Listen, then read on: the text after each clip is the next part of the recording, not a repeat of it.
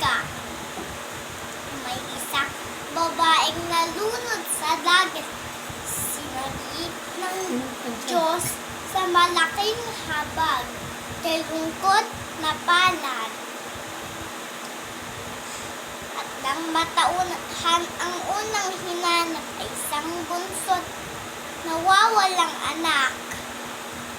Sa nilakad-lakad sa gubat ng paso, may isang kastilang sa kanya'y sumunod. Quien eres?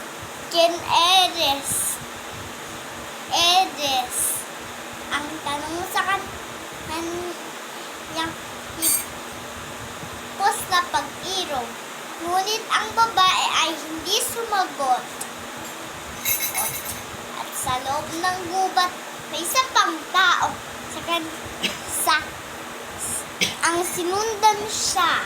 Kanya'y sumunod. Sa kanya'y sumunod. Siya ay si Ninong. Who are you? Who are you? Anang nagtatanong na Amerikano.